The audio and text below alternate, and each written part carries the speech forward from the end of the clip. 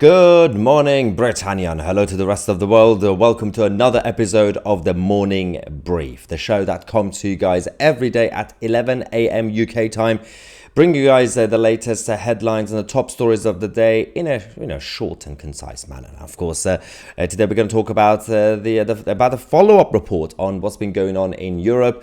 We've had a number of Islamist attacks in France and Germany, but in this video we're going to talk about the Islamist attacker in Germany, and of course a number of other updates. First, we're going to talk about the asylum seeker who decided to take 3 lives, innocent lives, and we have more information about that person. We're also going to talk about the conflict in the Middle East. Israel and Prime Minister Benjamin Netanyahu has decided to hit back at the critics.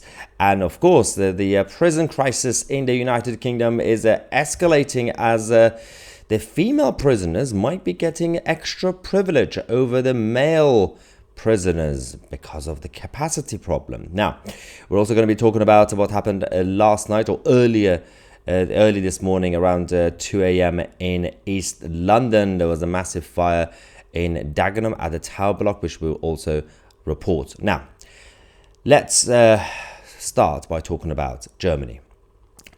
The attacker has been arrested, was identified, we reported on Tousi TV as well, as a Syrian asylum seeker, illegal migrant, who was not actually supposed to be in Germany. Now you wonder why. Why was he not supposed to be in Germany? Apart from the fact that, of course, he illegally entered Germany, that's not really the main issue.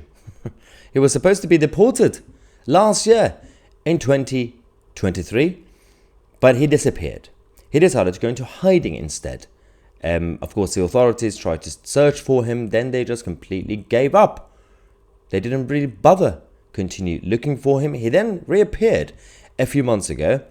By that time, the authorities decided that his deportation order had expired, so they decided to house him in an open asylum center.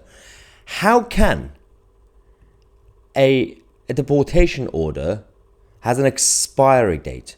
What is wrong with the justice system in the West that we have deportation orders coming with expiry dates? If somebody needs to be deported, they should be deported whether it's today, next week, or 10 years from now. The moment you find them, you deport them. This is why we are in this mess. So this is the latest information on the attacker in Germany. Israel, of course, been under attack over the last couple of days, again from both the north and the south, by Lebanon and, of course, Gaza, the Hezbollah in Lebanon, in the south of Lebanon. Netanyahu has come out to say it's not over. What happened today is not the end of the story. Hezbollah tried to attack Israel this morning with rockets and bombs. We ordered the IDF to carry out a massive attack to prevent the threat. The IDF destroyed thousands of rockets aimed at our citizens and forces in Galilee, as well as all the bombs Hezbollah deployed to its strategic target in the center of the country. We are attacking Hezbollah with explosive weapons. 3 weeks ago, we destroyed its chief of staff. Today, we destroyed its attack plan.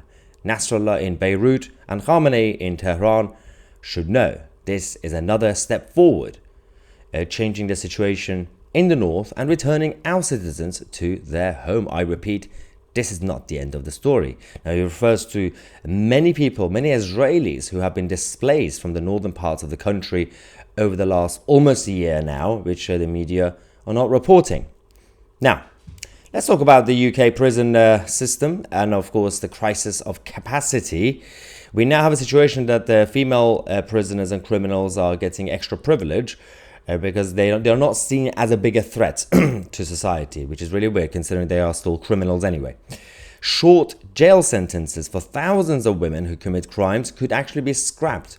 So a lot of the crimes that could be similar to male criminals, so non-violent but still crime, they are getting short sentences. They are already short sentences, but they could actually be completely scrapped anyway.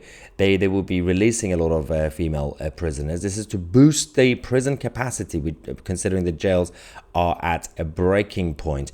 41% of female offenders receive sentences up to and including 3 months, compared to 26% of men, while 28% of women are handed jail terms between 3 to 12 months, compared to 31% of males. Now, this, of course, will be changing a number of, in terms of the actual conditions of the prisons and the justice system in general, and a lack of deterrence.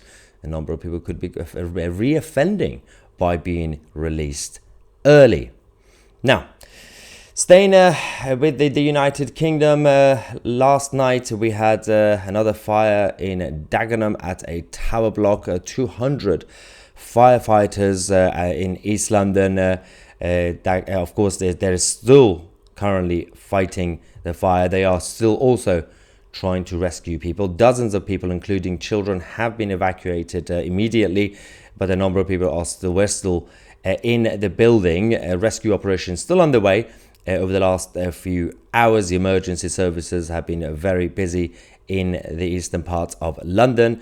We have discovered that a planning application from last year, 2023, showed that the building had non-compliant cladding, which is kind of a bit of a scandal because for those who know, back in 2017, we had another fire in Kensington in the Grenfell Tower, and that was because of the cladding of the building.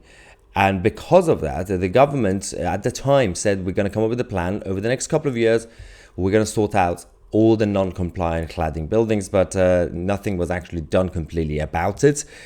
4 patients have been treated at the scene, and 2 of them have been taken to the hospital. And of course, we will keep you guys posted as we get more information throughout the day.